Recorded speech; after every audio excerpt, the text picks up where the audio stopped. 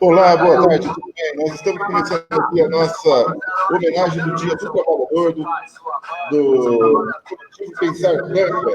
Está aqui comigo, juntamente com o amigo Dr. Jorge Luiz Martins, e também os meus amigos, o professor Aguinaldo e o Milton da Silva.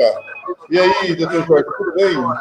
Tudo bem, boa tarde a todos. Estamos aí no Dia dos Trabalhadores 2020, um período bastante trabalhadores, mas nós vamos superar. Só vamos conversar um pouco sobre isso. Aguinaldo, Milton, ei, boa tarde. Boa tarde a todos. Muito prazer que a gente está aqui nesse dia 1º de maio, tá? Fazendo essa live aí para estar comemorando, lembrando e refletindo aí sobre essa data histórica que é o 1º de maio, Dia dos Trabalhadores. Boa tarde, Lúcio. Boa tarde, Aguinaldo. Boa tarde, Jorge. É um prazer estar aqui com você. E quero saudar aí todos os trabalhadores, trabalhadoras, pelo 1º de maio, né? Esse dia histórico aí da classe trabalhadora. Vamos aí fazer essa grande homenagem aos trabalhadores e trabalhadoras. Certo. Gente, vamos então aqui começar, né? Nós estamos já ao vivo, né? Quem está acompanhando o Coletivo Pensar Franca, né? Quem estiver vendo pode chamar, convidar, que nós também vamos estar fazendo aqui com os nossos WhatsApps, né? E também aqui no computador. Já está aparecendo, já visualizando aqui, já um espectador aí da live. Então, iniciemos, certo? Estamos fazendo hoje aqui homenagem ao Dia dos Trabalhadores, das Trabalhadoras, né? Juntamente aqui, eu, professor Aguinaldo, doutor Jorge e o Milton da Silva, ex-vereador, vamos estar fazendo aqui essa homenagem ao grande dia, né, que representa e simboliza, né, as lutas e a defesa dos direitos dos trabalhadores e das trabalhadoras.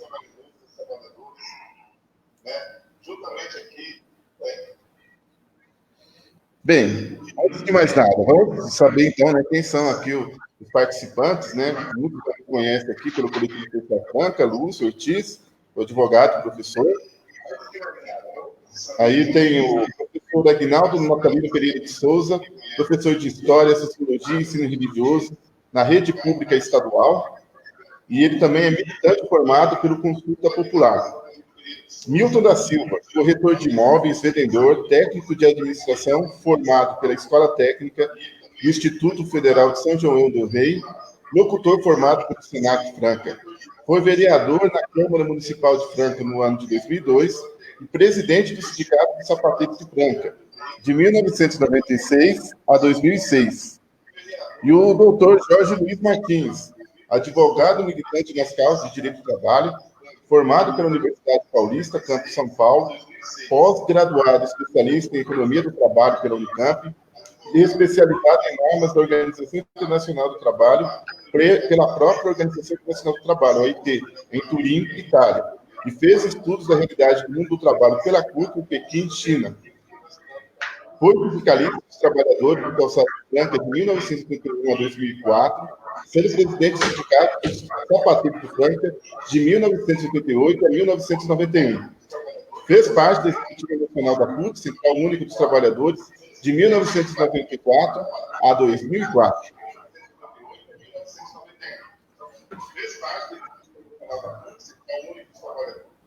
Bem, gente, em meio ao luto causado pela pandemia do coronavírus, que se soma a muitíssimos outros sofrimentos que afetam a classe trabalhadora, nós do Coletivo Pensar Franca viemos homenagear o 1º de maio deste ano, 2020, na forma de reflexão, bate-papo e debate, enquanto estamos convivendo no isolamento social, sobretudo em família, bem como entre companheiros e companheiras de trabalho em caso de serviço essencial.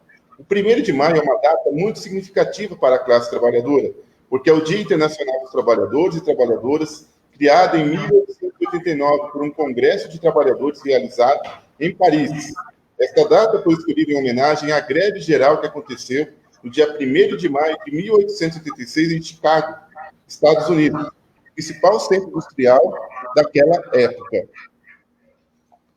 Neste dia, todas as comemorações desse período de quarentena pela contenção, nós vemos a característica diferente das demais, né? Essa homenagem, né? Talvez seja a primeira na história, desde 1836, que esta data não terá manifestações nas ruas, praças e espaços públicos. A memória do Dia Internacional dos Trabalhadores e Trabalhadoras será em nossas casas, com nossas famílias e nas redes sociais, para os que puderem acompanhar, no caso aqui, da nossa live pela página do coletivo Pensar Franca, no Facebook. E outros estarão nos postos de trabalho a serviço da vida, seja enfermeiros, enfermeiras, médicos e médicas, bombeiros e bombeiras, garis, funcionários de postos de combustível e serviços de abastecimento essenciais da nossa cidade.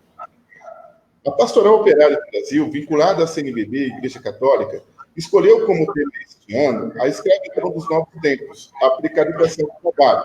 Este tema vai ser abordado pelo Milton aqui na nossa homenagem, que vamos falar, no segundo momento da live, que traz as preocupações com os novos arranjos em torno do trabalho, sem direitos, sem remuneração, digna, sem proteção. A pandemia do Covid-19 acentuou essa questão. Famílias trabalhadoras na informalidade, sem direitos, vivendo graças à solidariedade de outras pessoas. Expôs, então, a pandemia, ferida aberta do capitalismo, da modernização neoliberal, que aplicou reforma no campo do trabalho, que retira direitos da classe trabalhadora. Nesta live, vamos refletir no primeiro momento a data histórica, a sua origem, com o professor Aguinaldo. Refletiremos sobre o tema da Pastoral Operária Nacional, a escravidão dos novos tempos, a precarização do trabalho, e com o lema, explorado da mão do professor, com Milton da Silva, que faz o trabalho de formação com a comunidade Maria dos Anjos, na área da Sagrada Família, que está em fase de transição para ser paróquia, que antes era ligada à paróquia São Judas Tadeu de Franca. E no terceiro momento, vamos refletir sobre a reforma trabalhista, que está em vigor no governo Temer, e a proposta do aprofundamento do governo Bolsonaro, a reforma trabalhista, que foi arquivada esses dias no Congresso Nacional. O doutor Jorge Martins, advogado trabalhista e proprietário do escritório Jorge Luiz Martins Advogados Associados.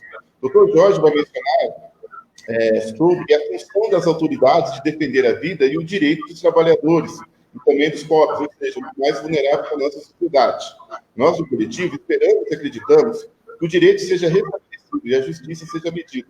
Cada direito do trabalhador que hoje contempla em leis é fruto de muita luta, de organização e de solidariedade. Quando a classe dos patrões pede o fim do isolamento social e o retorno do trabalho em meio à pandemia, até os empresários do grande capital financeiro, significa que eles, os trabalhadores, não geram riquezas. A força da produção está em nossas mãos, mentes e corações. Por isso, a organização, a formação e a solidariedade são tão importantes para que não deixemos o valor do trabalho ser substituído por uma nova escravidão, a precarização. Vamos, então, às nossas reflexões. Começando, então. Aguinaldo, você já pode começar aí a parte.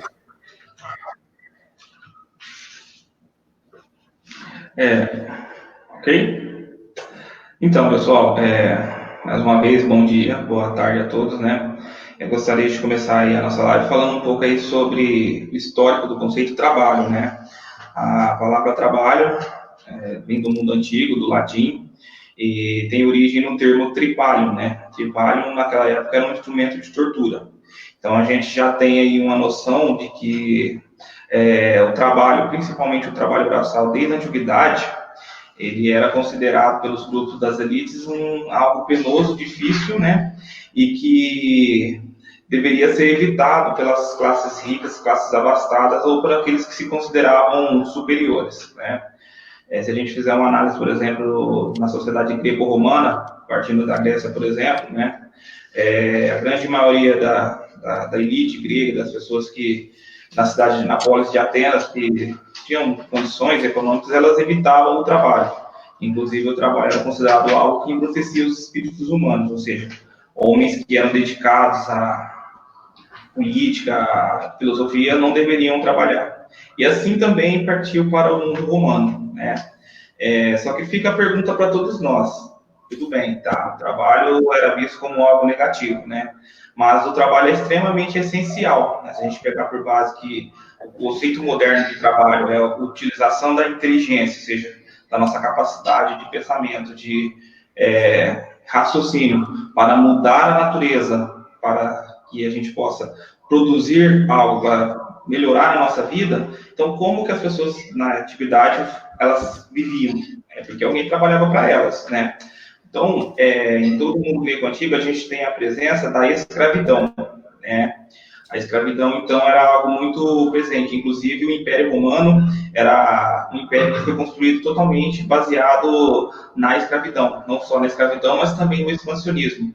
Porque à medida que ele expandia, ou seja, ele precisava dividir terra entre a classe militar, entre os soldados, né, o exército romano, e ele precisava conquistar novos escravos, né, tendo em vista que o cidadão romano não ia submeter aos trabalhos braçais, né. Inclusive, vários historiadores, né, defendem a ideia de que um dos fatores que levaram à queda do Império Romano foi o fato de ter chegado a um limite de expansão do próprio Império, o que levou a não ter terras para dividir para o Império e não conseguir novos escravos. Nesse sentido, né, nós temos ali no Império Romano, depois do século I, II e III, né, nós vamos ter o surgimento do cristianismo, que é uma religião nova que contrapunha a toda a lógica de mundo pagão, do mundo pagão, né. Basta a gente lembrar, por exemplo, do livro do Paul Venn, né, que é quando o nosso mundo se tornou cristão. Ele diz que é realmente algo que mudou significativamente, né? E o cristianismo ele tinha uma postura um pouco aversa à escravidão. Não que ele era uma doutrina que pregava rebelião armada contra os senhores de escravo. Só que, em termos gerais filosóficos, né, o cristianismo igualava todos os seres humanos. Então, todos os seres humanos são pecadores. Então, não há essa ideia de que um ser humano possa se servir do outro totalmente através do seu trabalho. Então, com o avanço do processo histórico, né, já na Idade Média, a escravidão ela vai ser substituída por um novo processo de mão de obra, que é a servidão, né? Que muita gente fala, poxa, a servidão, o que é a servidão? Basicamente, é errado a gente definir servidão como ausência de coerção física, né? Que é uma das características mais marcantes da escravidão. Que, na verdade, o servo, ele não é uma coisa no estatuto jurídico. O escravo, ele é um objeto, ou seja, ele é uma extensão da propriedade do seu senhor. O servo, não. O servo, ele não pode ser vendido, ele não pode ser transferido. O servo é ligado à terra, ou seja, ele tem que ficar preso àquela região onde ele viveu, né, onde ele nasceu, melhor sendo. Isso descende desde o processo do colonato romano, onde o Império Romano tentou garantir a mão de obra no campo, porque não tinha mãos para plantar. Então, o servo ele vai ser presente ali durante toda a nossa Idade Média, né? Então, a servidão vai ser a base do sistema feudal, né? Lembrando que o servo ele trabalha em troca de moradia, né? Então, ele trabalha, ele não recebe salário, ele não tem benefício, ele trabalha nas terras do Senhor em troca de morar nessas terras e de ser protegido por este Senhor, tá? A famosa sociedade de antigo regime, né? As três classes, né? O primeiro estado, o segundo estado e o terceiro estado, ou seja, aqueles que estão no topo, o clero, né? Que são os que oram, o segundo estado são os que guerreiam, a nobreza, e o terceiro estado são os que trabalham, o povo, os camponeses, tá? Pois bem, só que nesse período todo, né, a gente tem um avanço da história, já chegando aí no século XVI, nós vamos ter os descobrimentos do Novo Mundo, o descobrimento da América.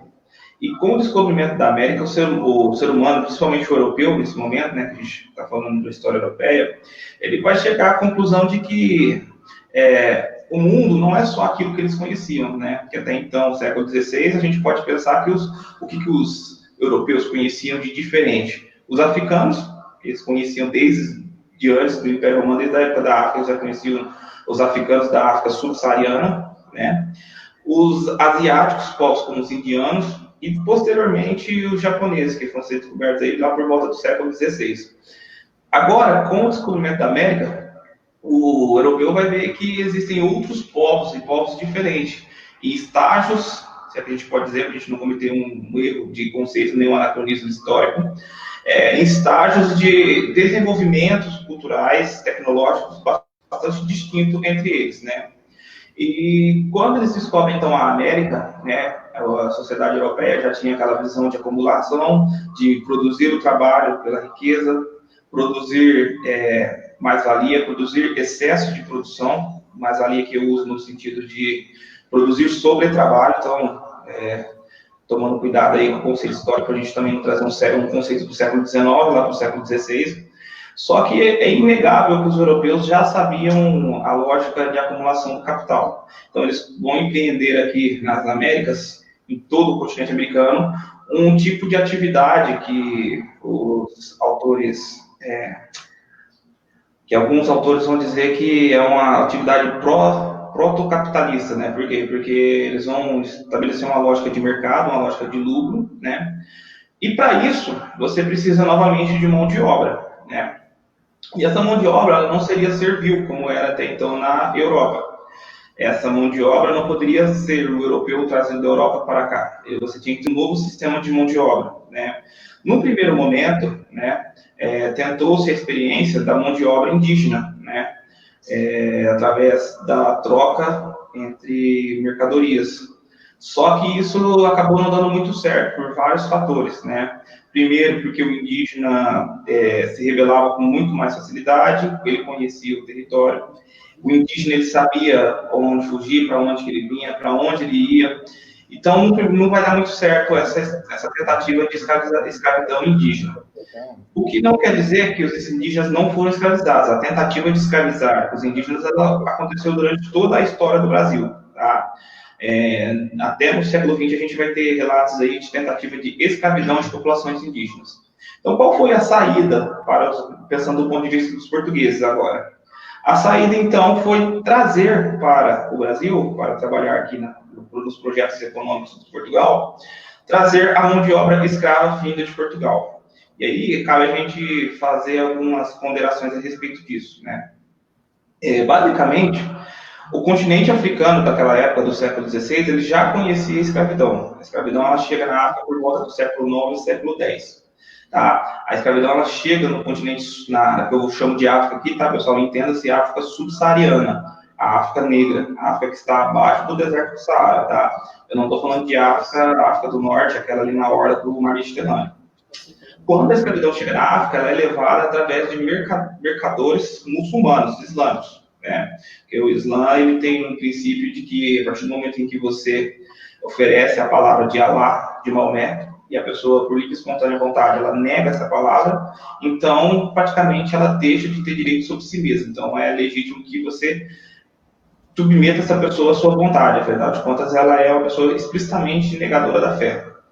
Então, muito dos africanos já conheciam a escravidão. A escravidão, inclusive, de negros para com negros, né? Tribos de negros, impérios, reinos, né? Eles vão começar a criar a escravidão.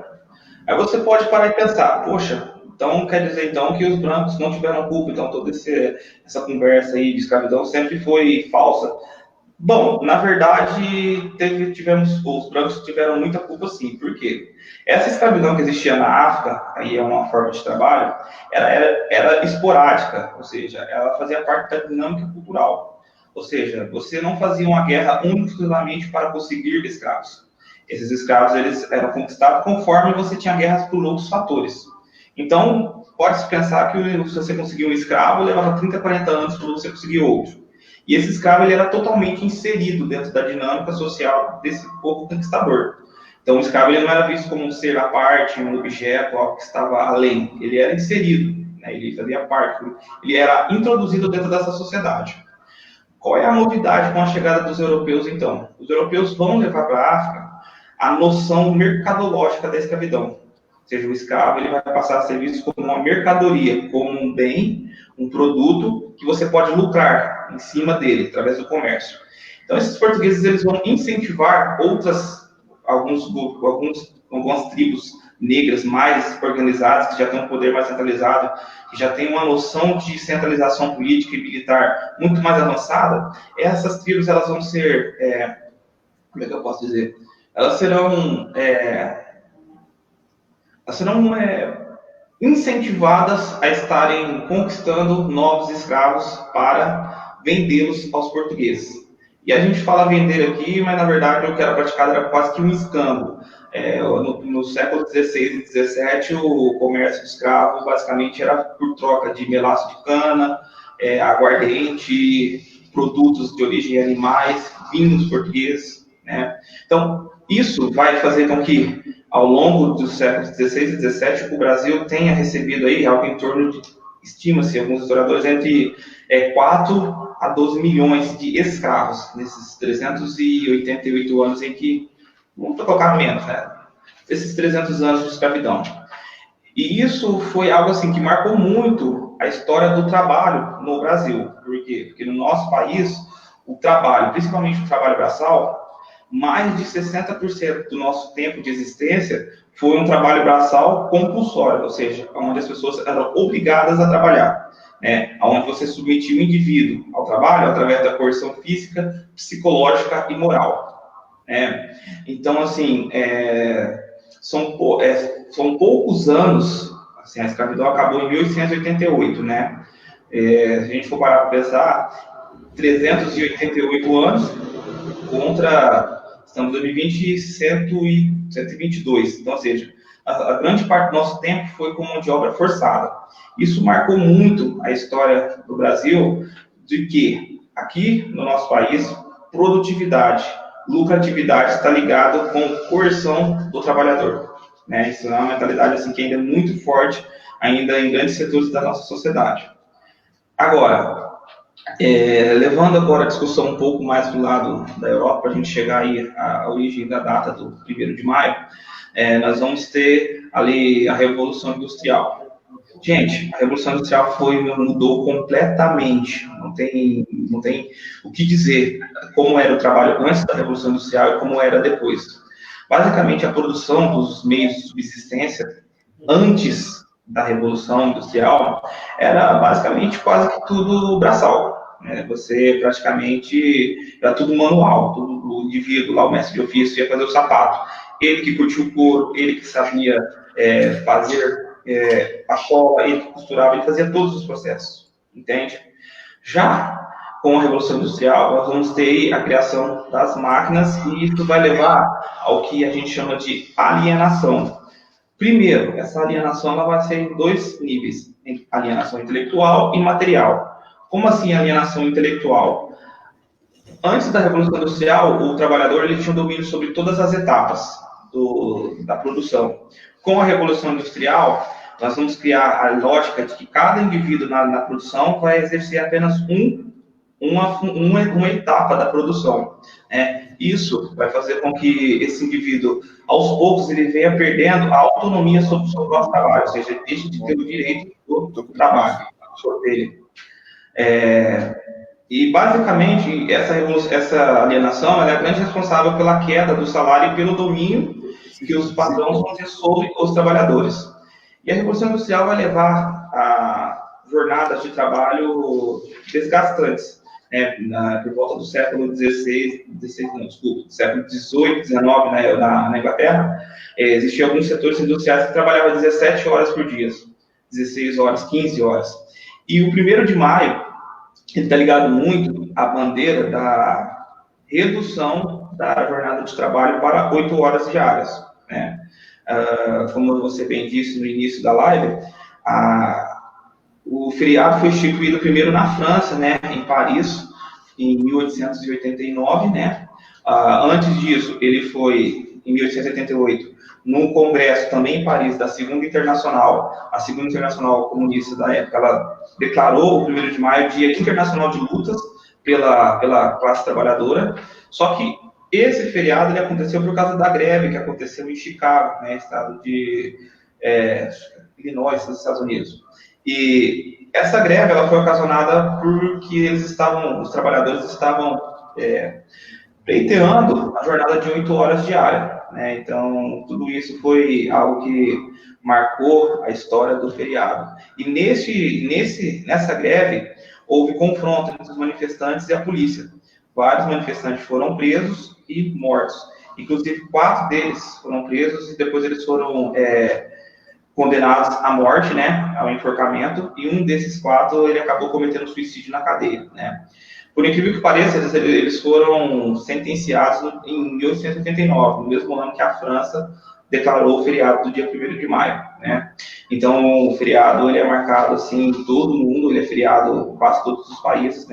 Em 1891, os Estados Unidos declaram feriado também. né? O próprio, aqui no Brasil, o feriado ele vai ser declarado em 1925 pelo então presidente Arthur Bernardes, né? Aí tem algumas conjunturas políticas, né, ao redor, porque em 1922 a gente tem a fundação do Partido Comunista no Brasil. A gente sabe que ao finalzinho da década de 10 e década de 20, aqui no Brasil, o movimento operário era muito organizado, tinha muita força, as greves daquele período paravam-se muitas pessoas, você tinha quase que 100% de adesão das greves.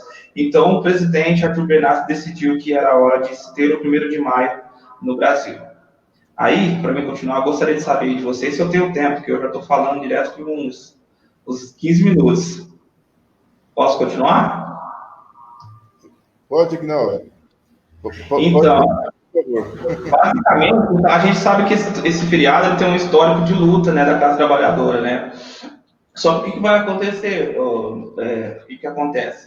Com a chegada de Vargas ao poder, o Vargas ele vai trabalhar em duas frentes. Uma para desarticular a classe trabalhadora, né, o movimento operário, e outra para, ao mesmo tempo que ele desarticula, né, ele organizaria uma série de pequenos direitos, né, algumas conquistas como leis trabalhistas, uma legislação que é a CLT, inclusive foi atacada nessa última reforma trabalhista aí que foi aprovada, e ali o 1º de maio ele perde a sua função histórica durante o governo Vargas, né? Ele deixa de ser uma data de luta e passa a ser uma data de celebração.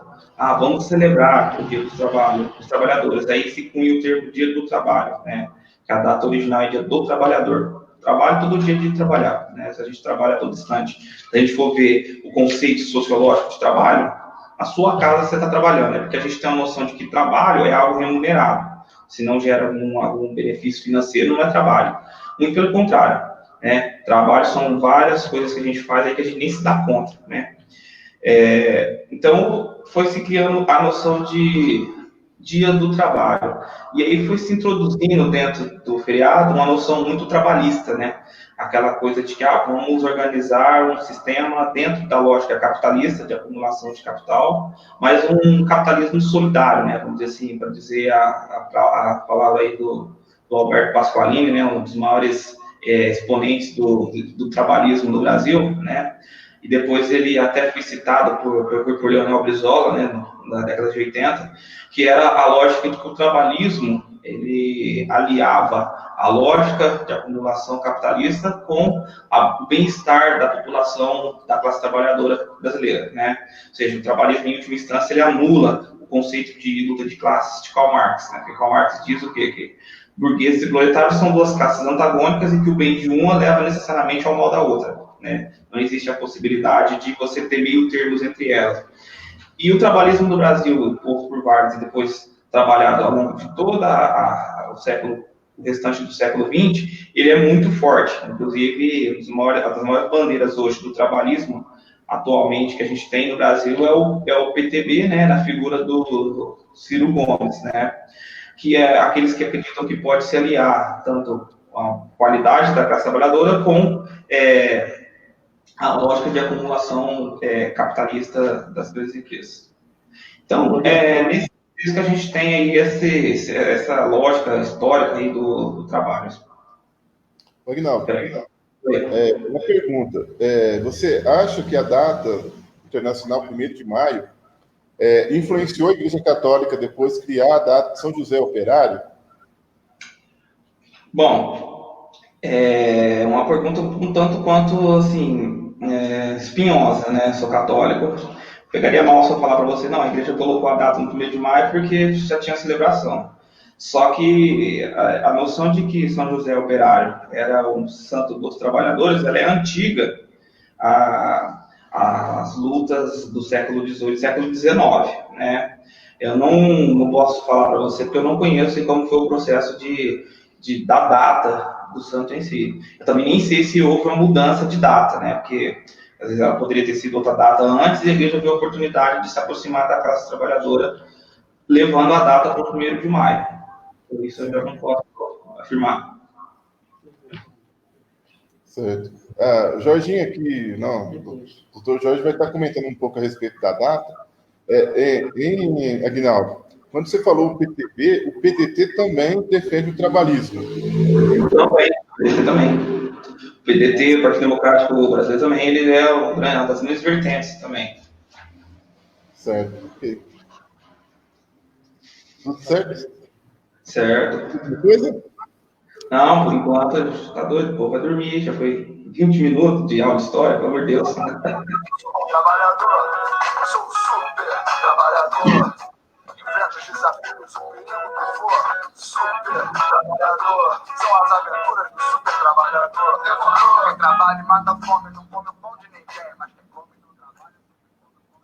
Bem, gente, vamos continuar aqui a homenagem da nossa live de hoje aqui, né, com o Dr. Jorge Martins, né, advogado trabalhista, professor Ignaldo, Milton da Silva, vereador, hoje é corretor de imóveis e vendedor, né, e a gente está fazendo aqui aqui do coletivo, né, a nossa homenagem a esse dia tão importante, né, da luta, da defesa dos direitos dos trabalhadores e trabalhadoras.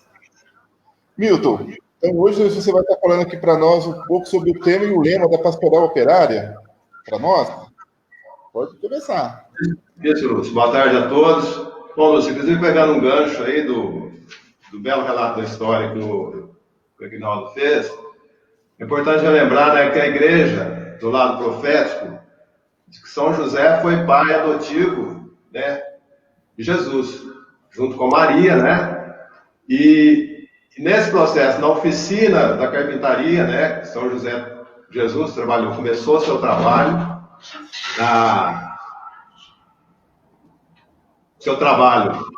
como trabalho.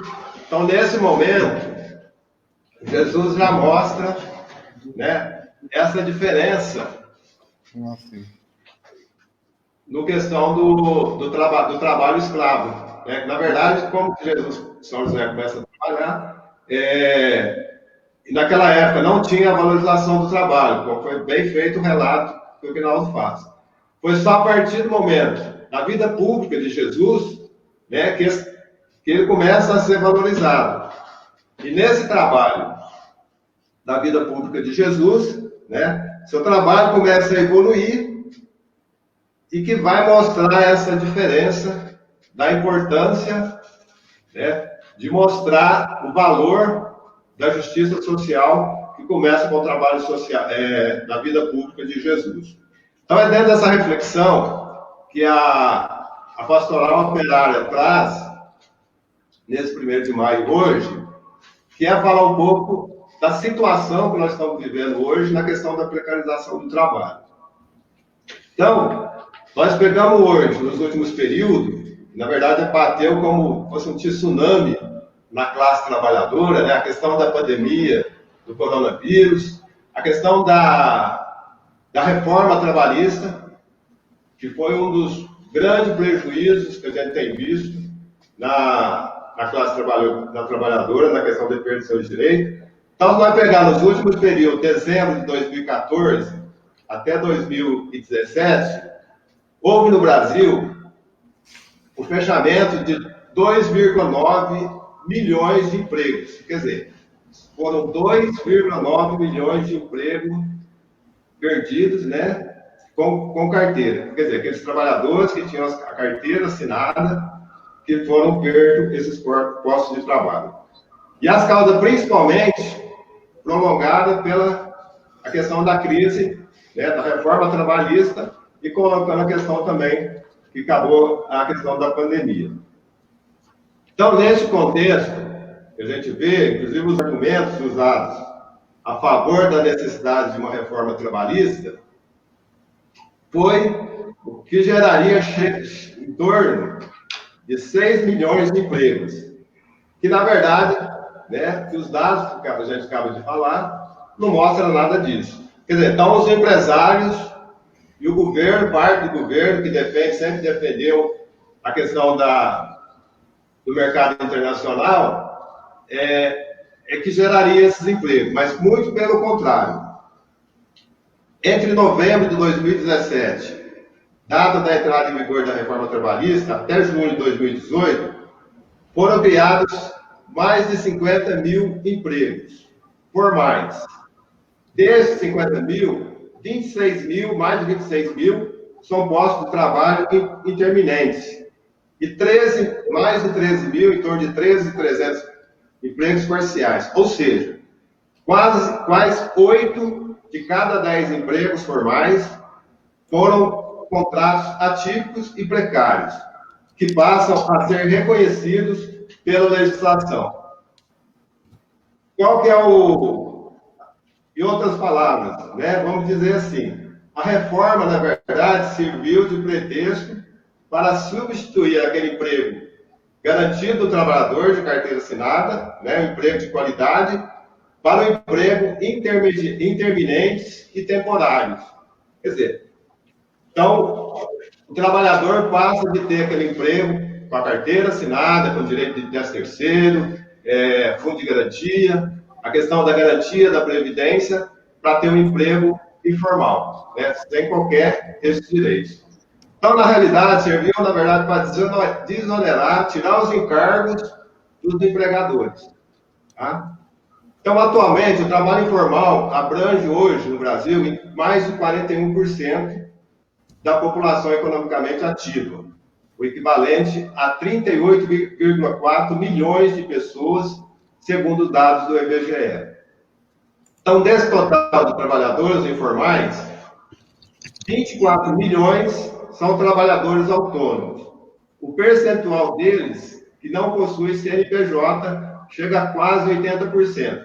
Aí vamos levar esse fato agora para a nossa cidade de Franca. Eu me lembro que nesse período que eu fiquei no Sindicato Sabateiro, dos Trabalhadores de Franca, nós tínhamos uma luta muito grande, que era a questão da garantia dos direitos dos trabalhadores, né, principalmente contra essa precarização no setor de pescom dos trabalhadores de Franca, nas indústrias de calçados. Quer dizer, hoje a gente percebe que a precarização tem crescido tanto que a maioria, né, dos trabalhadores que estão hoje são os trabalhadores informais, que é um empregador, mas na verdade está trabalhando em casa, prestando um serviço, às vezes trabalha de segunda a segunda e sem qualquer garantia de seus direitos. E o pior, né, que muitas vezes esses trabalhadores contratam outras pessoas, tá? E às vezes não conseguem garantir os direitos eminentes dos trabalhadores. Então a gente vê que a precarização do trabalho, ela tem piorado muito aqui no nosso setor, na nossa cidade de Franca, no setor de calçados de Franca. Aí muitas vezes a gente percebe, né, que lá quando eu entrei no sindicato, o Jorginho Caí, depois pode falar melhor, ele começou antes de mim no sindicato, eu comecei em 88 no sindicato, nós já falava e denunciava essa precarização do trabalho. E mesmo com muitas lutas que nós fizemos para garantir e defender esses direitos dos trabalhadores, a gente vê que hoje, infelizmente, acontece, essa situação continua da mesma forma. Então, nesse momento, né, que a gente percebe que o quadro que se apresenta para nós, trabalhadores, trabalhadoras, não é muito otimista. Claro que eu não quero ser aqui muito negativo, né, mas infelizmente o que está apresentado para nós, para a classe trabalhadora, não é tão otimista assim. Hoje são milhões, né, de brasileiros que precisam se virar como se pode. Quer dizer, a desproteção aumenta, a servidão, mas também a pobreza. Quer dizer, o trabalhador passa do trabalho de qualidade para o trabalho formal, seu salário cai, diminui a cada dia, né? E com isso vai aumentando a servidão do trabalhador, né? Parece que até estão voltando o relato da história que o Aguinaldo falou, na questão da servidão, né? Quer dizer, quanto menos o trabalhador tem, ele precisa correr para socorrer sua família, né? E acaba submetendo uma servidão. E com isso, a pobreza vai aumentando. Embute consequências drásticas, né? Aí a questão psíquica, saúde, familiar, social, começa a piorar. Como a gente vê em Franca também, vamos citar aqui, né? O grande quadro de moradores de rua que a gente temos, né? Quer dizer, vai aumentando a pobreza. Então, nesse momento, nosso mundo, como um todo, né? Não só o Brasil, mas a gente percebe aí que o mundo todo, os trabalhadores do mundo todo, mergulha no abismo provocado também na questão do coronavírus E sabemos que como é que nós vamos sair, na verdade, dessa hibernação, desse momento que nós estamos vivendo. Está claro que, no entanto, que as mais que afeta pela paralisação das atividades econômicas são justamente esse trabalhador que já era precário. Quer dizer, aonde está afetando mais? Os trabalhadores, vamos pegar aqui, né, nos últimos dias, a nossa cidade, que entrou no período de quarentena, e os trabalhadores ficaram em casa. Aquele trabalhador que às vezes ainda estava empregado, né, teve que ficar em casa sem receber salário, né, mesmo havendo um discurso do governo, né, que as empresas iam pagar, não sei o que tem, mas a maioria, né, ficou em casa sem receber. Aí aquele trabalhador informal, que é o pescontador, que trabalha em casa, ele ficou sem pegar serviço, né? E nesse momento ele não trabalhou, ele não ganhou. Né? Aí começa a situação da dificuldade e a questão do achatamento da pobreza do país e na nossa cidade principalmente.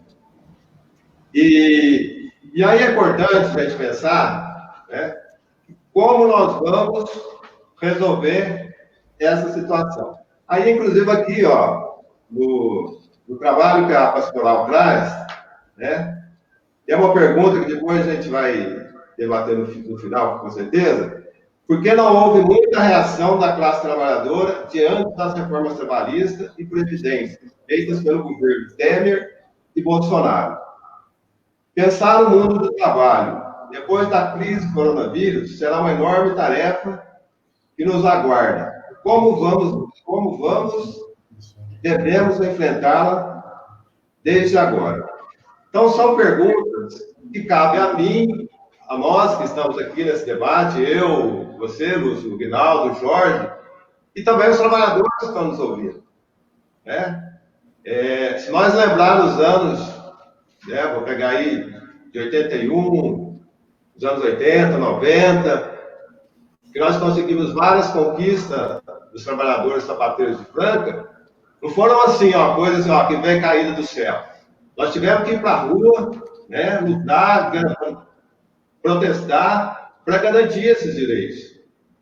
Então, esses trabalhadores, né, que hoje são aposentados, muitos aposentados, que construiu a riqueza da indústria de calçados, né, e que com seu esforço na luta, que foi para as lutas junto com os sindicatos, que conquistou esses direitos, quer dizer, hoje está vendo muitos dos seus filhos, né, e alguns amigos, que estão aí nesse período sofrendo nessa situação que nós estamos vivendo hoje. E aí é importante, né, dentro do fato que eu queria trazer aqui, que aí é um fato que é o julgamento, que o Papa Francisco diz o seguinte, que nenhum trabalhador fique desprovido de direitos. Né? Então, é uma carta que o Papa Francisco, né, apresenta para os movimentos populares. Quer dizer, então nós precisamos arrancar esse trabalhador, esse explorado, da mão do opressor. Acho que esse é o papel das lideranças, né, políticas, que têm compromisso social, que têm um compromisso com essa classe, para que a gente possa fazer uma nova história, fazer um novo momento diante que nós estamos vivendo hoje. E claro, que a pastoral da Operária, ela traz esse compromisso profético, né, que vem através do Evangelho e através das mensagens de Jesus Cristo. E claro que nós sabemos, né, que não é fácil buscar, né, e conquistar isso do dia para a noite. Mas é preciso, primeiramente, acreditar, né, e ter vontade para que isso aconteça.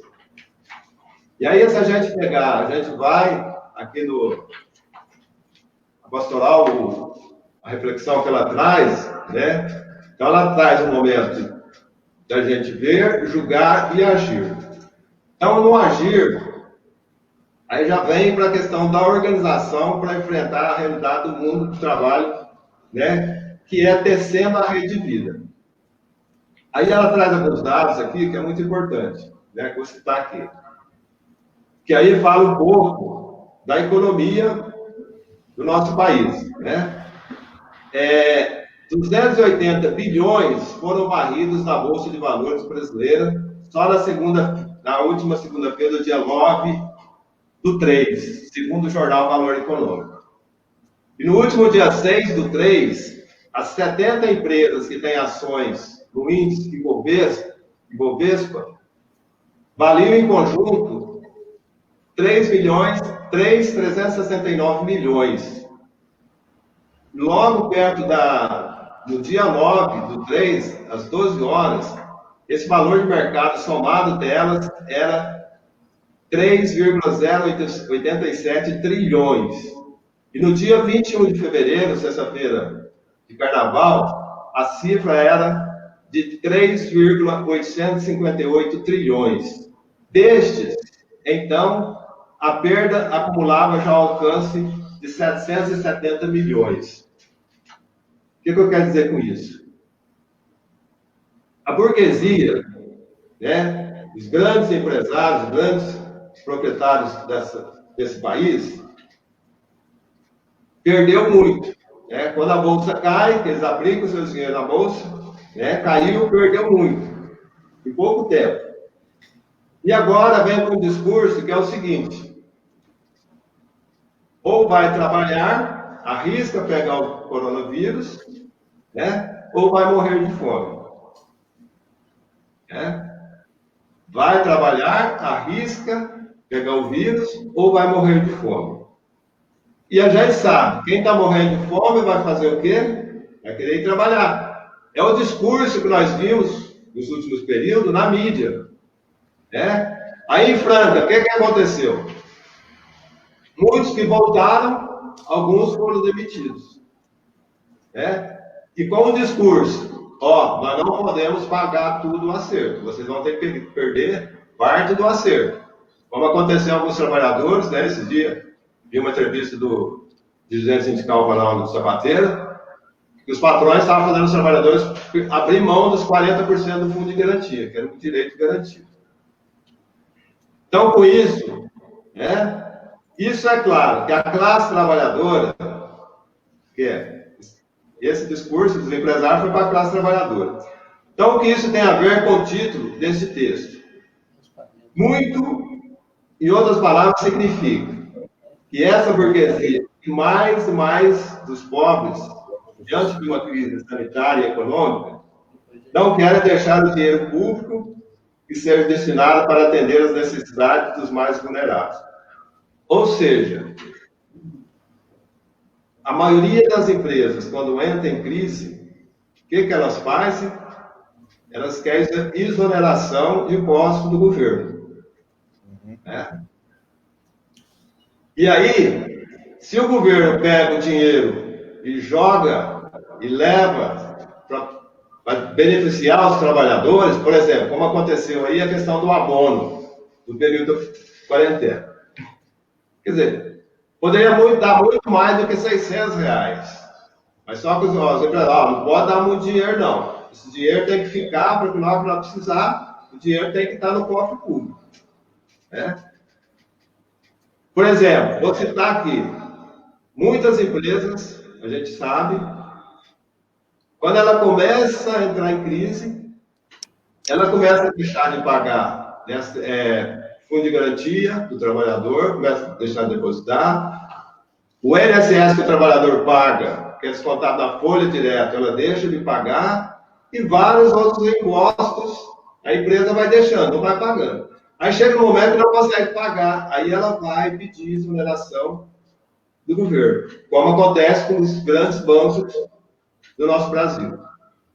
Então, quer dizer, a jogada dos empresários é isso. O trabalhador tem que vir trabalhar, não tem que receber abono, não. Então é importante a gente levar isso, o trabalhador ter claro essa situação, para que a gente possa fazer um diálogo para poder conseguir reverter essa situação.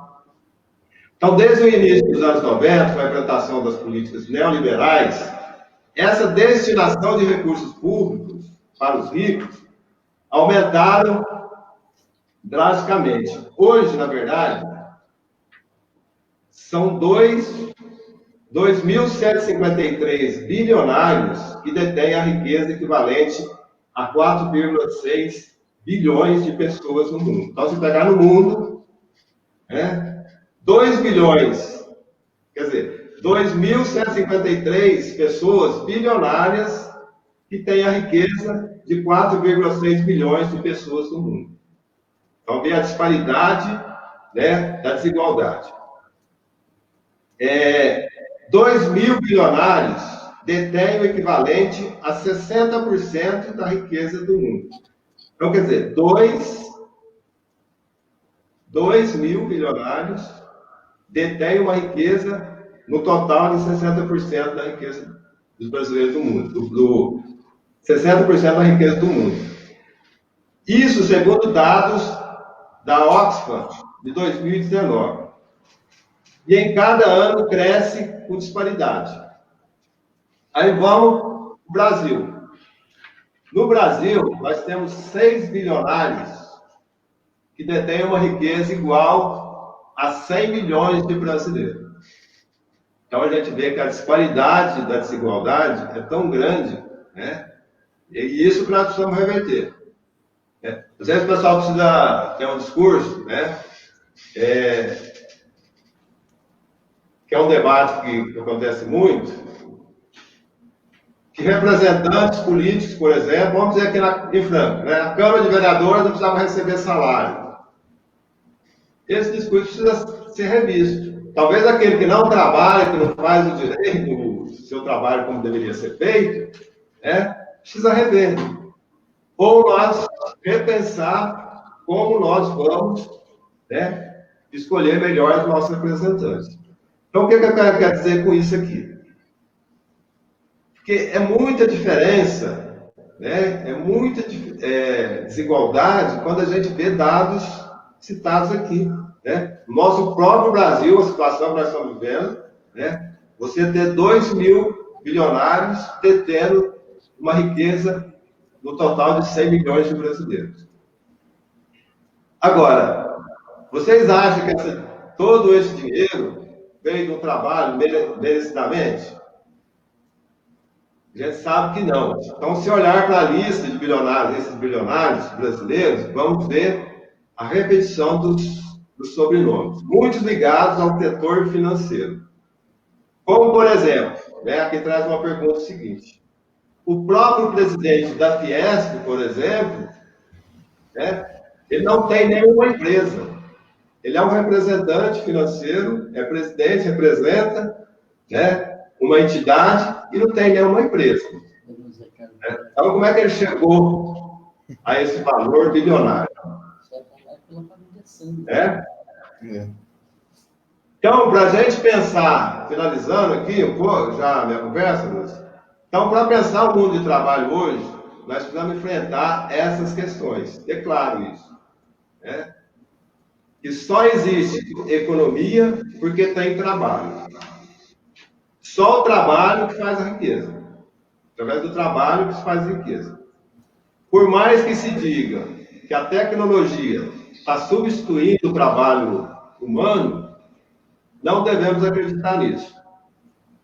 Essa está substituindo muitos postos de trabalho, é diferente. Se nós pegar em Franca, por exemplo, a máquina de montar sapato, primeiro era montado tudo na mão, manual. Hoje nós temos a molina. No setor de corte, era cortado tudo na mão. Hoje nós temos os balancinhos. Mas se não tiver trabalhador para operar um balancinho, não tem corte. Se não tiver um trabalhador para operar a máquina, a molina, não vai ter sapato montado. E a mesma coisa, aqui na reflexão da pastoral, traz o seguinte: vamos pegar a distribuidora de cerveja. Então a gente sabe que na distribuidora, a cervejaria, tem a esteira, que basicamente engarrafa a cerveja sozinho. Pode até engarrafar, mas se não tiver os trabalhadores que vão no caminhão transportar transportar, entregar de bar em bar, né, de restaurante em restaurante, ela não vai chegar, a empresa não vai gerar um lucro. Então, é através do trabalho, do trabalhador, que a empresa está ganhando. Então, só em janeiro de 2020, foram destinados mais de 30 bilhões para os juros da dívida pública, que remunera rentista e alimenta lucros do banco. Só em 2019, esse lucro líquido foi de 120 bilhões. Já imaginaram a quantia de dinheiro que a burguesia economiza em isenção e renúncia fiscal? E toda a infraestrutura que o Estado garante para grandes empresas continuarem matando, como é o caso da Vale. Tudo em nome do desenvolvimento e do emprego. Então, nós precisamos, eu quero trazer aqui, para a gente refletir, né? Nós precisamos, na verdade, repensar, né, como mudar essa situação. E a pastoral, ela traz alguns trabalhos de iniciativa de autogestão, por exemplo, nós precisamos repensar, né? Nós, no Sindicato Sapateiro, nós chegamos a trabalhar um período isso, quando eu estava, o Jorginho, né, teve muita frente desse trabalho também. Então, quer dizer, essa experiência de economia solidária e de tantas outras, né, são sementes da sociedade que sonhamos, em meios de produção na mão dos trabalhadores e trabalhadoras. Então, acho que a pastoral, ela traz essa reflexão profética nesse sentido, para que nós, trabalhadores, possamos, né, nos libertar e assumir a nossa verdadeira identidade no compromisso de defender não só o meu, mas o nosso direito, né, para que possamos viver uma sociedade mais justamente digna, né, para que todos possam ter voz, vida e felicidade. Então, Lúcia, é essa reflexão que eu queria trazer, né, para a gente aqui no debate hoje. E lembrando que nós só vamos conseguir isso se nós tiver também bons representantes, né, nos nossos órgãos legislativos, né, executivos, para que a gente possa conseguir, né, fazer as leis necessárias justas em defesa dessa luta. Então, estamos à disposição. Vamos agora com a reflexão com o nosso amigo, companheiro Jorginho aí, né? Depois a gente faz um debate no final. Obrigado. É isso aí. Hoje, depois dele pronto, olho pra cima e fico tonto, mas que bem, cidadão. Ele diz desconfiado, e daí admirado, tá querendo roubar.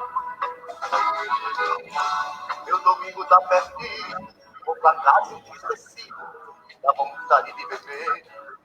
É isso aí, gente. Nós estamos fazendo aqui hoje a homenagem do coletivo Pensar Franca sobre o Dia dos Trabalhadores, o Dia das Trabalhadoras. Nós ouvimos aí uma reflexão aí com o Milton da Silva a respeito, né, do tema da pastoral operária nacional, né? E que depois a gente vai estar fazendo um bate-papo aí das questões, né, Milton? Tem umas perguntas aí a respeito, né? Só para a gente estar auxiliando o problema da pandemia, do coronavírus, o problema econômico, o pessoal que não está trabalhando, o pessoal que está precarizado, precisando do auxílio emergencial do governo. Mas agora vamos ouvir, né, uma das partes mais importantes aqui da nossa reflexão a respeito da reforma trabalhista, que o Dr. Jorge tem acompanhado, ele já fez algumas palestras sobre isso, né, da reforma sindical também, que enfraqueceu os sindicatos, como os sindicatos precisam, né, se reorganizar, se rearticular. Então, o doutor Jorge Martins, com a palavra aí, o nosso especialista em economia do trabalho, advogado trabalhista, que tem até experiência internacional lá na China e na Itália. É isso aí, Jorginho? É isso aí. Boa tarde a todos, mais uma vez. Aproveitar esse momento para homenagear todos os nossos mártires dessa luta. Como disse o professor no início, claro que já tinham morrido outras pessoas, mas o marco importante dessa luta foi de 1886, na greve de Chicago. Esse foi o primeiro marco de regulamentação, como disse ele, da jornada de trabalho. E que de lá para cá, evidentemente, que teve outras influências, outros grandes momentos. Então, os grandes fatos políticos são os fatos que mudam a história, que criam novos paradigmas e que criam novas culturas sob o ponto de vista do direito do trabalho.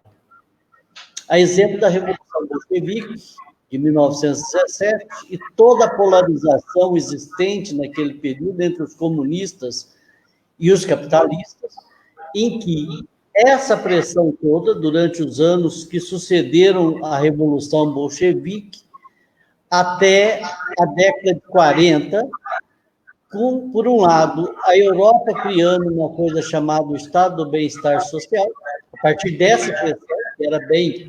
Nós temos que melhorar as condições de trabalho dos trabalhadores, para que os trabalhadores não sejam ganhos para a política e a propaganda comunista, e no restante do mundo também outras formas. Foi justamente nesse período que surgiu a CLT, no Estado Novo de Getúlio, em 43, onde regulamentou um pouco de alguns direitos que permaneceram até recentemente, né? E olha que Getúlio era um ditador. Getúlio era uma pessoa que pensava, sob o ponto de vista do Estado, a mão de ferro. Inclusive, os trabalhadores, uma parte dos trabalhadores aplaudiam Getúlio, mas uma parte dizia que Getúlio era a mãe do pobre e o pai dos filhos, né? Por quê? Porque, ao mesmo tempo que regularizou uma parte dos direitos dos trabalhadores, Getúlio impediu a sua evolução e a sua organização. Haja vista que os sindicatos eram bancados pelo imposto sindical, que acabou há pouco, pela unicidade sindical e pelo monopólio da representação. Então, isso, evidentemente, ao longo das datas, nós estamos pagando um pouco a consequência disso agora. Por quê? Porque, na medida que acabou o imposto sindical, automaticamente, praticamente, destruiu grande parte da ação sindical. Os sindicatos sofreram um brutal ataque, não só por causa do dinheiro, mas também, sob o ponto de vista da sua representação, no último período. Pois bem, esse era o... Nos últimos anos, outro fato político importante, no caso do Brasil, foi em 88. Com a Constituição Federal, aprovada em 5 de outubro de 88, nós conseguimos colocar alguns direitos na Constituição. Né? A jornada de trabalho, direito de mulheres, direito de trabalhadores rurais, os 40% do fundo de garantia, enfim, vários direitos de lutas, como disse o Milton, dos trabalhadores foram colocados. É evidente que, mesmo na Constituição de 88, nós, enquanto trabalhadores, na época, né, o PT era um partido recente, nós defendíamos que o PT votasse contra essa Constituição. E votou contra, mas depois assinou. Segundo o Plínio de Arruda Sampaio, numa das últimas conversas, eu achava que nós não tínhamos, inclusive, assinado. E por que não assinou? Por 3 motivos básicos sobre o ponto de vista do direito do trabalhador. Primeiro, não estabeleceu a jornada de 40 horas semanais. Segundo, não deu a liberdade de organização dos trabalhadores. Terceiro, permitiu o Exército intervir no conflito interno, inclusive sob o ponto de vista trabalhista. Esse, entre outros. Eu estou dando esses exemplos para exemplificar historicamente essa luta. Pois bem, com os poucos partos direitos que nós precisamos de hoje, é importante saber que o Brasil nunca teve um estado de bem-estar social. Contudo, os empresários, desde 88, começaram uma nova teoria, que é a teoria do chamado custo Brasil. Todo discurso do empresariado é: olha, o custo Brasil não deixa a gente competir. Olha, o custo Brasil... O que é o custo Brasil propagandeado pelos patrões? O custo Brasil é você ter o direito de férias, 13º, fundo de garantia, o direito da mulher, quando ganha neném, ficar afastada. Isso é o custo do Brasil, que os empresários falam, que historicamente lutaram para acabar com isso. Até que... Então, a grande negociação, a grande trama dos patrões, juntamente com os parlamentares do parlamento, sempre foi o quê? Flexibilizar e criar a livre negociação no Brasil. Livre negociação onde, de um lado, o patrão, com todo o seu poderio, né, econômico, assessoria, e do outro, o trabalhador desprotegido. Então, essa livre negociação sempre foi uma falácia dos empresários, o que levou muitos trabalhadores a acreditar nisso, inclusive, né? Consciente ou inconscientemente acreditar nisso. Pois bem, o que acontece? Várias tentativas de reforma foram feitas ao longo dos últimos anos. Desde o governo Fernando Henrique, mesmo o governo Lula teve muitas controvérsias sobre isso. O governo Lula legalizou as centrais no plano vertical e manteve a unidade sindical no plano horizontal. E essa luta, essa agonia, teve um desfecho agora na reforma do Temer, onde essa reforma nada é mais na prática do que a livre negociação e a legalização do lucro. Né? Aquilo que já era tornado economia informal foi tudo legalizado. Né? Então, veja, o Milton pegou a falar aí, né? Uma das principais medidas deles é o que eles chamam de trabalho intermitente, que é o quê? O patrão só vai pagar aquelas horas que ele entender que precisa de você. Então, se você, mesmo sendo trabalhador, se o patrão precisa de 2 horas, você vai pagar 2 horas, o restante você vai ficar em casa, obviamente. Por outro lado, se você for na Justiça do Trabalho e não provar algumas alegações, porque você sabe que hoje o trabalhador, quando vai entrar com processo, muitas vezes ele não arruma nenhuma testemunha, muitas vezes ele trabalha numa empresa familiar, que é ele o patrão só. Se ele não conseguir provar, ele acaba sendo sucumbente no trabalho no processo do trabalho e vai ter que pagar, então, os honorários para o patrão. Além de não ganhar, ou se tiver lá um dano moral, coisa do tipo, se não ganhar, ele tem que pagar. Limita essa nova legislação, por exemplo, acidente de morte a R$50 mil. Então, não importa se foi responsabilidade do patrão, que te deixou exposto a um acidente de trabalho, o máximo que o patrão vai ser condenado é R$50 mil. Fazer só um lembrete aqui, que o Ardemes, que é candidato pelo PSDB de Franca, votou a favor dessa reforma criminosa contra o trabalhador. Só para fazer um parênteses, para não esquecer do Ardemes nesse dia. Fecha o parênteses. Essa legislação, na verdade, o que acontece? Ela é um ataque brutal contra o nosso direito. O direito de contratação coletiva, hoje, ele é desrespeitado a troca de caixa. Exemplo do sapateiro de Franca. Eu não sei se esse ano conseguiram fechar a coisa, mas já tem 2 ou 3 anos que o Exército sequer fechar o acordo e vai tocando. Por quê? Porque eles montaram o Ministério do Trabalho, não tem fiscalização, o sindicato perdeu a força de negociação, perdeu a força de mobilização, enfim. O sindicato hoje está disputando na Justiça do Trabalho, no STF, o quê? Se o patrão fizer um acordo sem vergonha e precarizado, se tem ou não que protocolar no sindicato. Então, virou um sindicato hoje carimbo. Todos os sindicatos hoje estão sujeitos a isso. O seu poder de negociação é extremamente importante, obviamente, do desemprego. Né? O grande desemprego, a grande precarização. Quer dizer, eu nem estou culpando sindicalistas, muitos sindicalistas que estão nisso. Teve muitos que nunca lutaram mesmo e sempre mamaram aí no imposto sindical, né? Mas teve muitos que foram levados e estão sendo massacrados e, infelizmente, desgraçadamente, muitos deles com apoio dos trabalhadores, né? Eu me lembro que há pouco tempo atrás,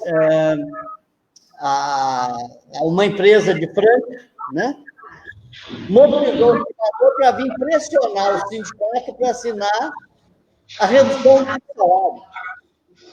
A empresa punha ônibus para pressionar o sindicato a aceitar. Então, o empresariado sempre foi muito hipócrita, né? Agora estão falando, nós estamos preocupados com o desemprego. Isso é hipocrisia. Antes do coronavírus, tinha 12 milhões de trabalhadores desempregados. 12 milhões. O Milton lembra bem, eu creio que ele lembra bastante disso também, em 91, quando o Collor abriu o mercado de calçado para a China, mercado de calçado e de confecção, de tecido, praticamente quebrou Franca. A metade das empresas faliram. A metade das empresas aqui de Americana de tecido faliram, de confecção. Então, sempre teve um desemprego. Sempre teve essa situação. O que ocorre? O que ocorre é que da nossa cidade, do nosso país, sempre foram muito bajuladores de governo. Ao invés de medidas de incentivo, de garantia, sempre ficaram na espreita para obter recursos e melhores condições para as empresas. Muitas vezes tem dado contrapartida. Quantos milhões nos últimos anos os empresários ganharam de isenção de impostos e não deram nem uma contrapartida? Então, o acúmulo da riqueza, muitos dizem assim, o trabalho não abrece o homem. Não, é o homem que não abrece o trabalho. É o homem que não abrece o trabalho. E sem o trabalho, evidentemente, vira um caos. Então, propaganda, o Brasil vai quebrar. Não, o Brasil já está com uma situação gravíssima. Pelo que o Milton falou, o Brasil é campeão no mundo de concentração de renda. Então, não existe distribuição de renda. Então, dano é um dinheiro nosso, diga de passagem, não é do Bolsonaro, é o dinheiro que nós pagamos de impostos, R$600 aí, para tentar resolver, não vai resolver. Vai ter que repensar o modelo de desenvolvimento, tem que repensar o modelo de desenvolvimento e distribuição de renda, cujo a burguesia nunca se preocupou, ao contrário. A burguesia fica reclamando do Lula porque deu um miserável salário, 60, 80 reais, ou não foi isso o motivo que levou a burguesia a dar o golpe na Dilma, agora, 3 anos atrás? É óbvio que foi. Ou não é implicância dele porque a doméstica estava podendo viajar, ou porque a doméstica passou a ter o registro em carteira. Enfim. Coronavírus. Os trabalhadores estão testando agora, infelizmente, como não conseguiram compreender no amor, vão testar na dor até o livre negociação. O que é que está acontecendo? Ampla maioria dos contratos de trabalho estão sendo suspensos, sem salário, sem nenhuma condição. Por quê? Porque a grande parte das empresas não tem, principalmente as pequenas, como suspensão. Estão tentando, a empresa não querem demitir os trabalhadores, tentando sustentar esses 2 meses, para ver como fica. Se não der, toda essa massa vai para a rua. Pois bem, então, essas reformas que ocorreram no último período, em especial com o Temer, e agora uma tentativa nos últimos dias do Bolsonaro, de criar uma coisa chamada carteira verde e amarela, que tira férias, 10% do fundo de garantia, põe 2% só, aviso prévio. É escravidão, é a apologia que o Bolsonaro está fazendo, a apologia da miséria, tipo, ou é o direito ou é o trabalho, e o trabalho não tem nenhum direito. Antes, vingado que Isso é apologia da miséria. Entende? Isso é apologia da miséria. Por quê? Submetemos o trabalhador, nesse momento difícil, a uma chantagem brutal em que os sindicatos são tirados fora, não valem mais acordos negociados, né? É o famoso prevalece negociado sobre o desigual. Embora nós tenhamos na lei vários direitos, qualificação negocial direto com o trabalhador, olha, negociar o quê? Os trabalhadores não têm capacidade de negociar, a chantagem nacional está sendo emprego. Não tem negociação. Negociação não fica no pescoço. Os trabalhadores do Brasil hoje estão com a faca no pescoço. Essa é a situação. Ninguém negocia nada. Você vai viver com o patrão. Bom, enfim, o que eu quero dizer para vocês é que nós vamos ter que repensar, não só a Franca. Por quê? Porque nós temos que pensar local, pensar geral e agir local, e vamos ter que repensar isso que o Milton falou, né? Uma das coisas que nós tínhamos uma discussão muito forte, que nós vamos ter que repensar no mundo inteiro, eu acredito que depois dessa pandemia vai ter um importante debate de repensar o trabalho. Por exemplo, trabalhar menos para todo o trabalho. Como disse o professor no início da conversa, no século passado, século XIX, aliás, os trabalhadores trabalhavam até 18 horas por dia, 20 horas. Veio para hoje ainda tem muitas categorias e muita gente que trabalha mais de 8 horas. Nós vamos ter que repensar a jornada do trabalho. Ou seja, pensar um novo modelo em que trabalhe por a jornada seja diminuída para que todos possam trabalhar. No futuro, não vai ter trabalho para todos, essa é a realidade. Com a mecanização, com a tecnologia. A exemplo, Franca, nos anos 80, tinha 35 mil trabalhadores sapateiros registrados. Hoje, eu creio que chega a 15 mil. E produz o mesmo tanto. Outro exemplo, São Bernardo, nos anos 80, tinha 44 mil trabalhadores. Hoje tem menos de 10, produz o mesmo tanto de carro do que da década de 80. Todo mundo acha legal, né? O banco, fazer tudo online. Isso tem um custo. Nos anos 80, nós tínhamos mais de 1 milhão de bancários. Hoje não chega a 300 mil, um pouco mais de 300 mil.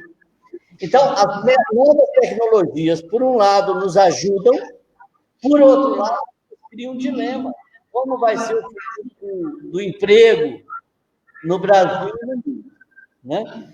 Então, nós vamos ter que repensar isso, vamos ter que repensar novas formas de cooperativado, de incentivo aos empreendedores. E quando eu estou falando em empreendedor, eu estou falando em novas formas de produção. Não estou falando simplesmente de entregador de pizza ou de pastel, né? Mas que o Estado tem a capacidade de dar formação, qualificação, instrumentos, financiamento para esse povo poder se desenvolver. Por quê? Porque as antigas fábricas de sapato não existem mais. Nós tínhamos empresas aqui com 2 mil trabalhadores. Hoje, a grande maioria terceirizou, quarteirizou a produção. O Milton estava falando há pouco que o dono da Fiesp não teve empresa. Não precisa ir lá, não. O Brigagão de Franca, a última empresa que ele teve foi a Maquer, em 1991. Ele não é empresário. Então, virou um parasita que vive do sindicato falando em nome dos empresários, mas que não representa nada. Enfim, queria encerrar minha participação fazendo uma homenagem, então, aos mártires de Chicago. Queria fazer uma homenagem a Santo Dias da Silva, que foi um metalúrgico da Silvana, que foi assassinado em 79 no piquete. Queria fazer uma homenagem a Margarida Alves, né? Uma líder rural da Paraíba, que foi assassinada.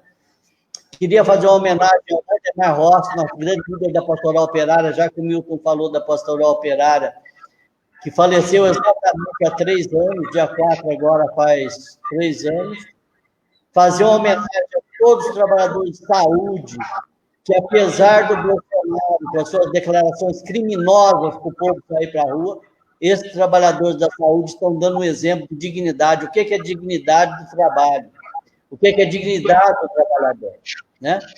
E nós esperamos, né, que esses trabalhadores sejam mais recompensados. Todos os trabalhadores da área da saúde, da educação, que eles sejam reconhecidos. Hoje nós estamos conhecendo os verdadeiros heróis. O que é ser um herói? Não é jogador de futebol, não. Herói não é jogador de futebol, não. Herói é isso aí, ó. É a pessoa mesmo ganhando salário, correndo risco de morrer, muitos deles contaminados, estão lá na trincheira. Os policiais, os bombeiros, os coveiros, as pessoas que trabalham lá no presídio, né? Então, é uma situação dramática, nós sabemos, mas nós queremos pegar a esperança. Nós vamos superar, e a classe operária, um dia eu ouvi de um amigo meu, ela é muito forte. Nós vamos dar a volta por cima. Pode demorar 1 ano, 2 anos, 3 anos, 5 anos. Nós vamos recuperar esses direitos que estão sendo roubados pela classe dominante e por essa canalha, classe política canalha que está em Brasília, né? Que ao longo do tempo tem aproveitado dessa situação para aumentar mais a renda em detrimento dos nossos parcos e poucos direitos que nós conquistamos com muita luta, greve, suor e sangue. Mas o dia vai chegar. Nós vamos retomar essa luta. Queria parabenizar aí o nosso grupo e dizer que nós vamos trabalhar, não só com nós, né, que nós pretendemos lançar lá na frente o Lúcio como um dos nossos candidatos a vereador, mas também outros candidatos de luta e que têm compromisso com os trabalhadores. Nós vamos lutar, né? Por quê? Porque nós não acreditamos que a omissão ou ficar no estado de paralisia vai resolver. E espero que logo, logo a gente possa se reunir de novo com os trabalhadores para discutir aí uma retomada da luta. E espero que as centrais sindicais, né, se encorajem a fazer isso, né? Saia de dentro dos seus sindicatos também e ajude a assumir a luta junto com o povo na rua. Por quê? Porque ficar só reclamando também não vai resolver nada. Nós não vamos fazer revolução ou mudança só pelo Facebook. Nós vamos ter que, como dizia o nosso líder Paulo Paraguai, saudoso, queria outro também, não tem jeito de sair com uma crise desse tamanho sem despentear o cabelo. Então, nós já perdemos tudo. Então, as pessoas precisam perder a pose e assumir a sua condição de trabalhador. Não ter vergonha, nós somos trabalhadores e nós que produzimos a riqueza do mundo. Sem nós, não existe riqueza, não existe absolutamente nada. Viva a classe operária, viva os trabalhadores e parabenizar aí nossa equipe pela montagem dessa live aí. Um abraço. Parabéns.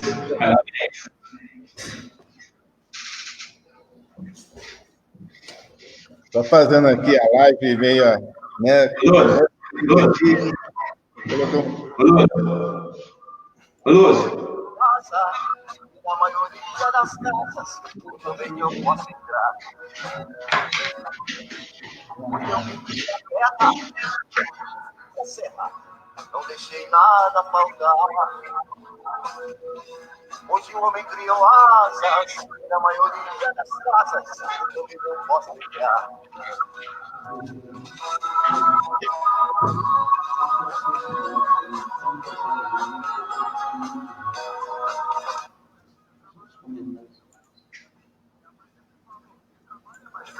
Mas tem que suar pra ganhar o pão. E ainda tem que pegar o leão. O leão quer morrer o nosso pão. Cuidado com o leão, que ele come o nosso pão. O leão quer morrer o nosso pão. O leão, trabalho não, super trabalhador. Super trabalhador. Pedagogo, porteiro, pesquisador. Super trabalhador. Ambulante, Ferrari, astronauta, ilustrador. Super trabalhador. Comandante, comissário, caixa, vendedor. Super trabalhador. Cozinheiro, garçom, bibliotecário, escritor. Super trabalhador. Maquinista, sanista, criador. Super trabalhador. É isso aí, gente.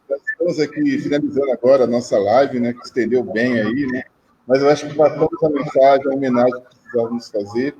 Nós tínhamos algumas questões, mas a gente vai agora para as considerações finais, tá, da nossa live. Aí depois tem uma mensagem no final que eu vou falar para vocês aqui, né? Primeiramente, gostaria de pedir aí ao Aguinaldo, né, falar suas considerações. Se quiser também mencionar um pouco sobre o que podemos fazer, né, diante da pandemia, coronavírus, né, bem rapidamente, Aguinaldo, por favor. Bom, basicamente gostaria de agradecer a oportunidade de estar participando da live, né? Agradecer ao grande companheiro Jorginho, né? É uma honra ter uma pessoa com tanta história na luta, na classe trabalhadora, na luta. Agradecer a você, Lúcio, agradecer ao Milton, que está aqui ao meu lado. E para a superação aí do coronavírus, todos nós precisamos ter paciência, muita fé em Deus, calma, discernimento e seguir aí todos os conselhos médicos da Organização Mundial da Saúde, evitar o contato, evitar o contágio, né? Só assim, com muita força, perseverança e inteligência emocional, a gente vai conseguir superar esse momento muito complicado e muito difícil. Eu só gostaria de dizer aí que viva a classe trabalhadora, viva os trabalhadores de todas as áreas, e em especial neste momento os trabalhadores da saúde. A gente sabe que a sua esposa, Lúcia, a Regiane, minha cunhada, ela é técnica de enfermagem, ela é enfermeira, né? É uma pessoa que está aí arriscando a saúde, a vida, né, para cuidar de todas as pessoas que necessitam, tá? Enquanto o nosso presidente dá declarações criminosas, que, diga-se de passagem, né, em outros momentos históricos já teria sido suficiente para impeachment, né? A gente não sabe o que ainda o Congresso está fazendo, porque não iniciou esse processo. Mesmo com ele dando essas declarações que são contra a vida, né, incentivando essas caravanas da morte, né, esses grupos bolsonaristas aí, pedindo o fim do isolamento, né, a gente sabe que tem pessoas aí que estão trabalhando firmemente, de sol a sol, até de madrugada, 24 horas por dia, para ajudar a grande população brasileira. Agradecer a todos. Milton, por favor, suas considerações. Bom, Lúcio, eu queria, a minha fala também aqui, dentro das homenagens que o Jorginho colocou, né, queria também, Jorge, lembrar que nosso amigo Chico Mendes, né, é um grande defensor da Amazônia, dos trabalhadores, seringueiros, né, e hoje a nossa igreja, através do Papa, né, inclusive a defesa da ecologia, a defesa da Amazônia, que é, inclusive, um ataque brutal, né, que esse governo Bolsonaro tem feito em cima da nossa floresta. E nós sabemos, né, já tem lido aí, inclusive, né, um dos grandes problemas das doenças do nosso mundo hoje é a questão da poluição. Então, nós não podemos abrir mão da nossa Amazônia, né? Lembrando isso, que dentro disso eu quero lembrar que o nosso grande lutador, companheiro Chico Mendes. Queria agradecer aí, Lúcio, por esse momento, né, de estar aqui, companheiro Aguinaldo, companheiro Jorge, você, Lúcio, e que a nossa luta ela tem que continuar, né? Não pode parar. E como diz bem o Jorge, a classe trabalhadora é forte, nós vamos passar por cima disso. Vamos passar por cima, e na hora que nós passar, ó, se cuide, porque nós vamos vir forte. Estamos vindo, né? E paciência, né, no momento agora de coronavírus, acho que nós temos que tomar as precauções, né, na hora que for no supermercado, aquela questão, usar máscara, eu acho que é isso, né. E dentro disso, um grande fator importante, que eu queria deixar uma mensagem para a nossa cidade, que é cuidar bem da nossa cidade, né, principalmente na questão do lixo, né, que entra na questão da ecologia também, entendeu? Eu acho que isso faz parte para que a gente possa ter uma cidade. E, claro, não só da população, mas o poder público, né? O prefeito que está aí, os vereadores responsáveis hoje, que está na frente, tem que fazer essa defesa. E nós, população, temos que cobrar. Um abraço, Lúcio, um abraço a todos os trabalhadores que esteve aí nos assistindo. E, com certeza, durante a semana vai estar ouvindo, assistindo, às vezes, né? Vamos estar compartilhando. E que o verdadeiro representante se dispõe a estar a cada dia, noite e dia, com a população. Um abraço. Um abraço também. Agora eu gostaria de chamar aqui o Dr. Jorge, né, para dar as considerações finais dele. Isso. Uma boa tarde a todos. e nós sabemos que é muito difícil esse momento, principalmente para os trabalhadores que dependem do seu salário, do seu ganha-pão. Mas, tirando esses, todos aqueles que têm condição de ficar em casa, que ficam. Não é uma gripezinha, não é frescura, é grave a situação. Então, nós devemos esse compromisso às gerações que construíram esse país e que carregaram esse país nas costas. Nós não podemos colocar em risco a nossa família em função de sair de qualquer forma dessa quarentena. Nós temos que, nesse momento de dificuldade, pegar a orientação da ciência, dos cientistas e dos médicos. Então, lamentavelmente, o presidente da República, na sua ignorância, num ato de ignorância, tem jogado contra tudo isso. E os mortos se empilham no nosso país, infelizmente. É muito triste uma situação que nós chegamos, né? Em que toda a sociedade fazendo um esforço e o presidente da República fazendo exibicionismo, né? E dizendo, e daí? Nós vamos, a hora que passar essa pandemia, falar, e daí? Aí nós vamos dizer, e daí? O que você fez e o que você está fazendo? Então, a hora vai chegar, né? Nós temos que somar força nesse momento, não expor nossa família, né? Exceto aqueles que têm absoluta necessidade mesmo. Ninguém está condenando esse que tem, ninguém está pedindo para ninguém passar fome. Mas nós acreditamos que é possível a gente vencer e passar esse momento. Nós temos esperança. É uma coisa que nós temos e que nós vamos vencer, tá bom? Um abraço a todos, fiquem com Deus, que Jesus proteja todas as suas famílias e os nossos lares. Um abraço. Oi, Jorginho. Bem, gente, eu quero agradecer aqui aos meus amigos, Aldo, Milton, Jorginho, né? O Jorginho que falou a respeito do nosso coletivo, o Milton também, né? O próprio Aguinaldo, né? De que nós estamos aqui representando, né? Eu me disponibilizei para ser pré-candidato, né? O pessoal do grupo, no coletivo, né? Concordou, aceitou, mas apesar que eu falei, né? Se eu fosse pré-candidato, eu quero ser candidato junto com vocês, né? Junto com os meus amigos, né, com meus possíveis co-vereadores, né, Jorginho, Aguinaldo, Milton, lá onde ele mora, assim, também o próprio Jorginho, porque essa finalidade, né, de abrir democraticamente um espaço, né, do poder público, no sentido, né, de fazer valer a voz dos trabalhadores e trabalhadoras. Sou filiado à POE, Sindicato dos Professores, Ensino Oficial do Estado de São Paulo, já fui conselheiro regional lá também por um tempo, 2014, 2017, e a gente não poderia, claro, esquecer essa data tão importante para nós, nos nossos direitos, nas nossas defesas desses direitos, ok? Então, agora eu vou estar aqui passando uma homenagem, né?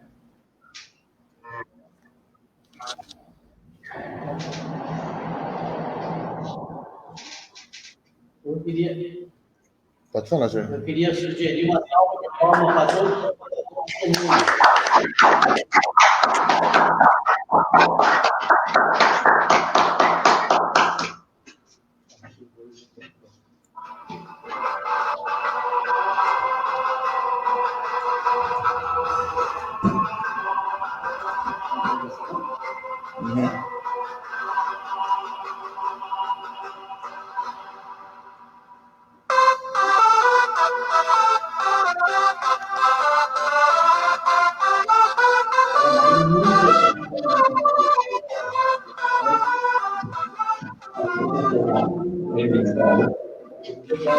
Muito legal.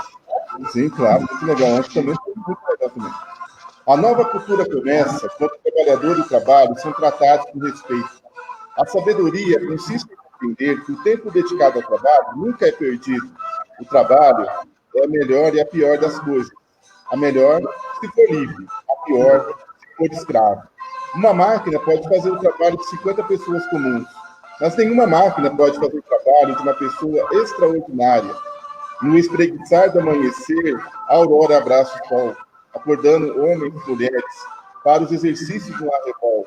Todos correm para os campos da vida, na diversidade de suas experiências, com a mão no arado e no forte, exultando suas crenças. Valentes erguem retratos, bandeiras, ferramentas, no que late responsabilidade, no uso a função que alenta. Seja caneta, bisturi, enxadoneta, profissional liberal, não importa o instrumento, todos trabalham igual, dignificando o tempo, marcham ao encontro do promissor, prosperidade para amanhã, recompensa do labor, abençoadas são as mãos do trabalhador. Qualquer que seja o seu trabalho, todos são dignos e merecem respeito e admiração. Amor, paciência, ética, habilidade e competência são palavras-chave para o sucesso e perfeição. Faça tudo com atenção, dedicação e amor, e tudo dará certo. Pode acreditar, confie em você e se faça confiar. Quando o trabalho é bem sucedido, todos se ganham. Tanto você, trabalhador, como empregador, o sucesso irá comemorar. Parabéns, trabalhador, parabéns, trabalhadora. Tem dias que a gente acorda cheio de energia e 24 horas parecem insuficientes para executarmos todas as nossas metas.